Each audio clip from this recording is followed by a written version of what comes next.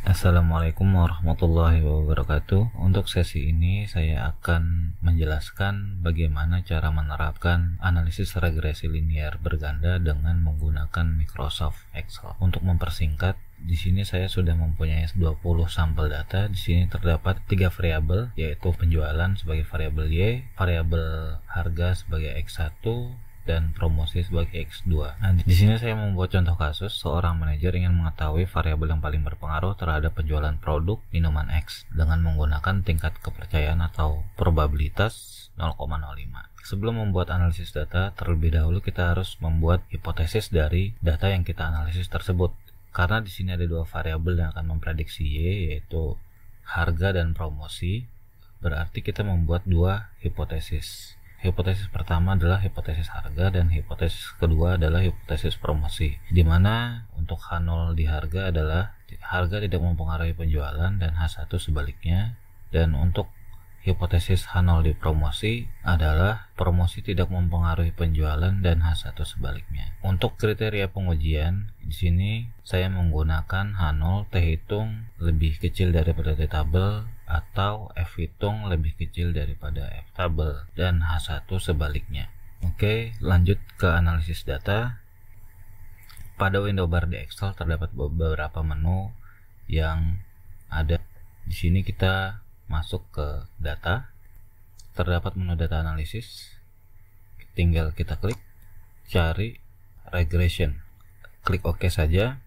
Untuk variabel Y kita tinggal input data penjualan Y, oke. Dan untuk variabel X kita tinggal input data harga dan promosi.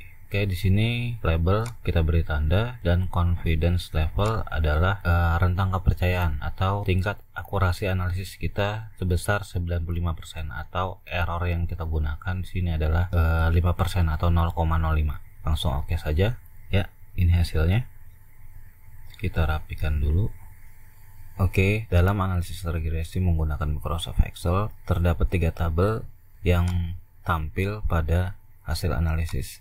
Tabel pertama hasil output adalah tabel regression statistik, dan tabel kedua adalah tabel ANOVA, dan tabel ketiga adalah koefisien regresi. Nah, bagaimana cara membaca tabel dari hasil analisis data ini? Untuk tabel pertama yaitu tabel regression statistik, yang kita gunakan di sini adalah nilai R-square dan nilai standard error. Yang pertama saya akan menjelaskan tabel regression statistik.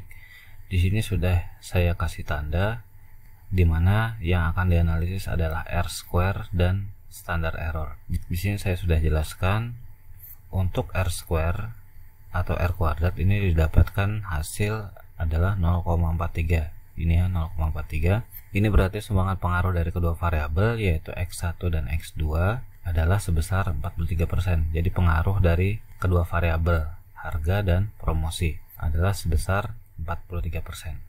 Sedangkan untuk standar error di sini didapatkan hasil adalah 5,071. Dan di sini saya gunakan dua angka di belakang koma saja. Jadi untuk nilai standar error dari hasil analisis didapatkan sebesar 5,07. Ini berarti banyaknya kemungkinan kesalahan prediksi dalam penjualan adalah sebesar 5 atau 5 penjualan. Oke, lanjut ke tabel ANOVA. Di sini yang kita analisis adalah nilai F atau F hitung. Nah, dari nilai F hitung ini kita akan bandingkan dengan nilai F tabel. Di sini didapatkan nilai F hitung adalah 6,412636. Oke, di sini kita gunakan dua angka di belakang koma saja. Jadi di sini nilai F hitung sama dengan 6,41. Di sini kita menggunakan hipotesis awal yang sebelumnya kita buat, di mana H0 sama dengan F hitung lebih kecil daripada F tabel dan H1 sama dengan F hitung lebih besar daripada F tabel. Bagaimana cara mencari F tabel? Untuk mencari F tabel, pertama-tama yang harus kita ketahui adalah jumlah data yang kita gunakan dan jumlah variabel yang kita gunakan.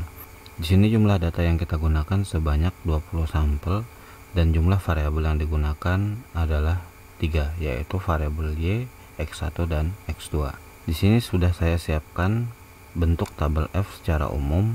Untuk membaca tabel F, yang perlu kita ketahui adalah derajat bebas pertama dan derajat bebas kedua atau DF1 dan DF2. Dimana untuk df1 kita menggunakan rumus k-1, yaitu banyaknya variabel yang kita gunakan dikurang dengan 1.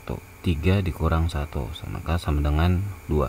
Kita tinggal pasang titik di poin 2. Untuk derajat bebas kedua kita menggunakan persamaan n-k, dimana n adalah banyaknya data dan k adalah banyaknya variabel, sehingga n sama dengan 20 sampel yang kita gunakan tadi, dan k adalah jumlah variabel yang kita gunakan, yaitu 3, sehingga 20 dikurang 3 sama dengan 17. Kita tinggal pasang titik di poin 17, sehingga jika ditarik garis lurus 2 dan 17 maka didapatkan hasil nilai f tabel adalah 3,59. Selanjutnya nilai tersebut kita akan bandingkan dengan nilai f hitung yang kita dapatkan sebelumnya. Di sini nilai f hitung adalah 6,41, sehingga dapat disimpulkan f hitung lebih besar daripada f tabel, yaitu 3,59. Maka dari nilai perbandingan f hitung dan f tabel dapat disimpulkan bahwa H0 ditolak. Secara deskriptif dapat disimpulkan H0 ditolak. Ini berarti kedua variabel secara signifikan mempengaruhi penjualan. Oke, baik. Kesimpulan dari f tabel sudah didapatkan. Lanjut tabel koefisien regresi.